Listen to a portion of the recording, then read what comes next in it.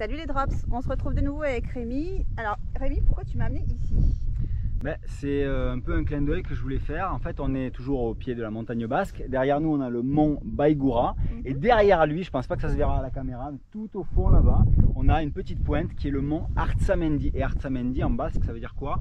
Le mont de l'ours. Artsa en basque, c'est l'ours. Tout ça pour dire que la toponymie, c'est-à-dire l'étymologie des noms de lieux dans les Pyrénées, est parfois et même souvent liée à l'ours, en tout cas plus à l'ours qu'à d'autres animaux. On a la vallée d'Ossau dans le Béarn, on a le pic de la Combe de l'ours, on a le village, des villages qui portent le nom de l'ours, des rivières et parfois des sommets comme l'Artsamendi. Et on a aussi l'Artsaro qui est le nom du festival, le carnaval de l'ours qui va être célébré dans plusieurs villages. Au Pays Basque, on a à Ustaritz, à Saint-Jean-de-Luz, on a des fêtes de l'ours. On a aussi des fêtes de l'ours en Ariège, à Prats-des-Moyaux, Arles-sur-Tech. Je veux dire par là qu'on a beaucoup célébré l'ours, on l'a associé à notre culture. Et c'est vrai qu'il est sûrement indispensable dans le milieu naturel, mais il est aussi indispensable à la culture des hommes. Et je trouverais ça un peu injuste qu'on continue de célébrer, notamment à la fin de l'hiver, avec cette chant de l'ours qui est devenu chandeleur, et tous ces carnavals qu'on associe à l'ours. Je trouverais ça injuste de continuer à le faire, tout en essayant de soustraire l'espèce au milieu naturel, notamment pour les générations qui viennent. Justement, tu parles du fait qu'ils sont indispensables.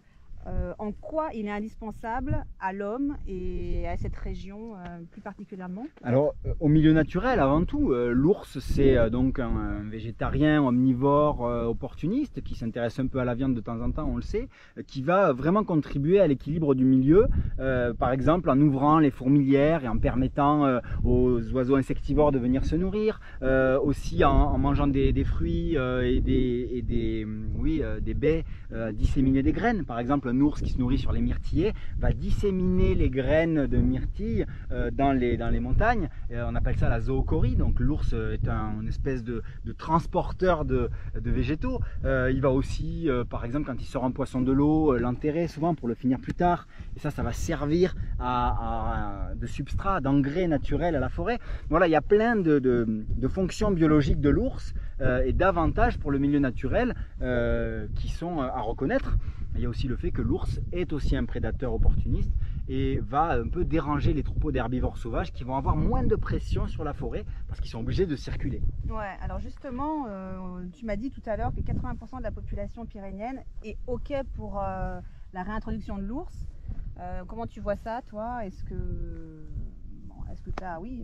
je suis d'accord. Est-ce que tu es d'accord? En fait, c'est vrai qu'il y a eu des sondages officiels, nationaux et puis locaux qui ont montré que plus de 80% de la population pyrénéenne était favorable à la présence de l'ours. Alors c'est les gens des campagnes, des villages, des petites villes autour des Pyrénées et des plus grandes qui se sont prononcés pour sa présence. Alors réintroduction, c'est vrai qu'on peut l'employer parce qu'il y a eu un renfort de population, mais l'ours n'a jamais disparu des Pyrénées. Il y a toujours eu une continuité, ça c'est important de le dire. Le loup avait disparu de France, l'ours jamais. Il y a toujours eu des petits noyaux de population. Et juste à côté d'ici, dans le Béarn, à quelques kilomètres, on a toujours eu une présence ursine qui a survécu, donc il n'y avait plus que quelques individus. Et grâce au renfort de population en provenance des pays de l'Est, de Slovénie exactement, aujourd'hui on a eu entre 50 et 60 ours dans les Pyrénées.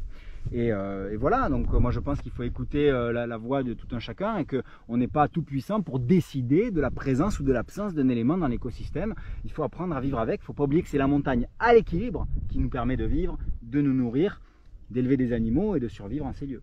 Ok, bon on est plutôt dans le côté positif, ça veut dire qu'on va pouvoir cohabiter peut-être à l'avenir de façon plus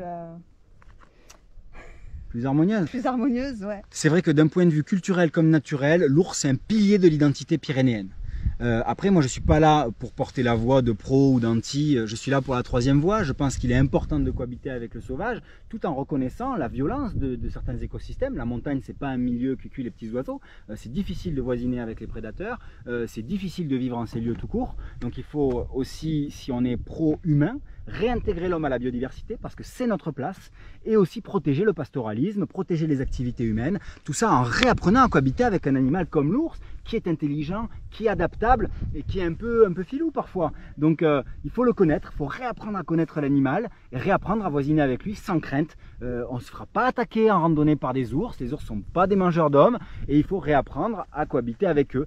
Et notamment je salue les initiatives de prévention qui ont lieu aujourd'hui et des panneaux qui nous disent comment nous comporter face à l'ours parce que l'ours c'est une réalité qu'il faut accepter. Super, bon ben on va se quitter avec ces belles paroles positives. Moi je vous dis à bientôt, merci Rémi, et puis à bientôt pour de prochaines aventures. Ciao, Allez, chat. bye bye.